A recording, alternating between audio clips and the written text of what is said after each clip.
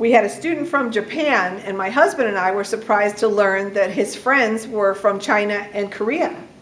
And we asked him one night at dinner, we said, we thought that Japanese people and Chinese and Korean people don't like each other. And he said, it's just the governments and media that don't like each other. We like each other as people. We have fun. One student brought his computer outside when it was snowing. We have wireless computers, so it's in our house and on our covered porch and in our yard. So it was snowing, and his family was in a country where they've never ever seen snow. And his sisters and his mother were watching the snow coming down via Skype and watching me shovel the snow. And being who I am, I picked up and made a snowball, and I threw it at the computer. Well, I threw it at their son, and it whizzed past the computer, and they were laughing so hard, and we were laughing so hard too. It's these common experiences that make it fun. We have 2 granddogs. My son Greg has a big dog named Loki, and he has a big bark. He has a big bite, but he doesn't bark. He has a big bark, but he doesn't bite. And my daughter has a small dog, Betsy. Betsy has a little dog named Roxy. And sometimes they come over and visit.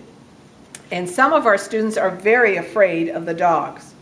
And we have learned that in some countries, dogs are not pets, but dogs are attack dogs, protecting the farms and the ranches or outside of properties.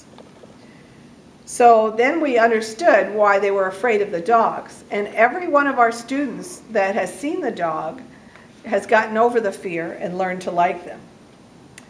We also learned that in some countries they have falcons as pets with the big claws and the beaks. Craig and I would be afraid to have a falcon as a pet, but this is very common in some countries. It's just a difference. Sometimes the differences have reasons we learn about, and sometimes we don't know the reasons. Just because something is different is no reason to be afraid or to think that it is bad. It is different. One person doesn't have the right to be have to be right so the other person can be wrong. It can just be different. Some cultures eat in a group on the floor from all the same large platter. Some cultures eat on a cushion on the floor. And some cultures eat at a table and chairs. Some people eat with their hands, men eating their food with a certain way of their hands and the women eating with a different way. Some people eat with chopsticks. Some people eat with knives and forks and spoons. But we all eat. Some people eat with the men in one room and the women in a totally separate room. Some people eat with men and women together, but we are all men and women. Some people live together even after they grow up and get married. They live with their families. Many generations living in a very large house. Grandmothers and grandfathers, fathers and mothers, children.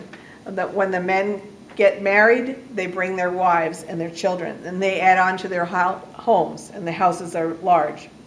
Some families, like in the typical American family, live together, and then the children grow up and they go out on their own.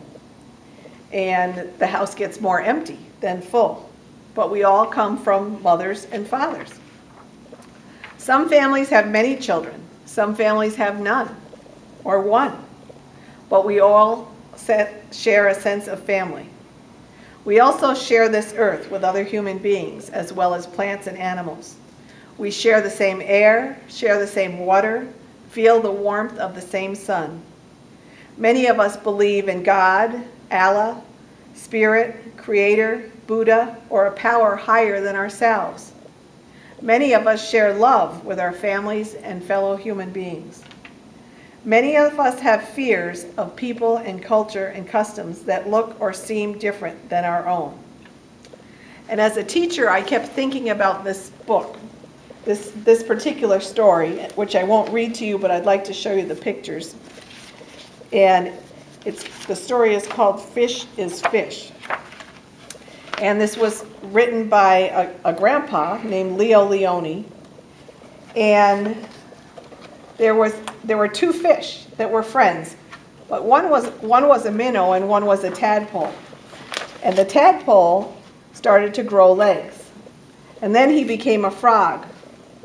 And the fish was afraid for the frog to go out and see the world, but the frog was very excited to do that.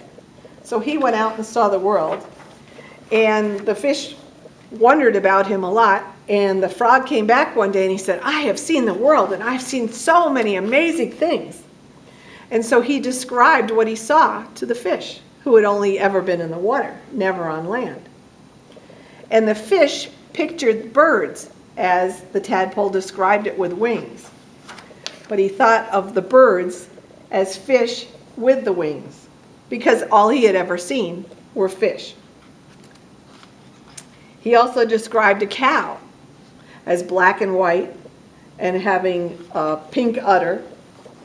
And this is how the fish thought of the cows. And people riding the cows, and people, human beings.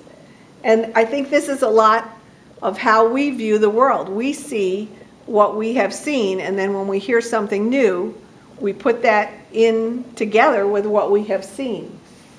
And so I commend you for coming to the United States and for experiencing different things. And I think this is changing your life and changing your family's life and your friend's life and your children's life. And hopefully the world, making it really a better place. This is what I think is so great about the Host Family Program.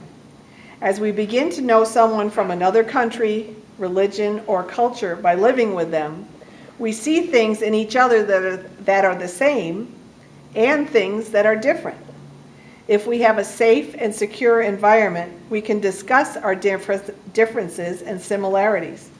We can learn and listen and think about the different ways of people and understand each other better. We can gain respect for each other and, yes, come to love one another. In conclusion, I would like to encourage you to also be hosts to people from other countries and cultures in your own homes and countries if you ever get the chance to do so. I'm sure it will further enrich your life and the lives of those people and make the world really a better place. Thank you.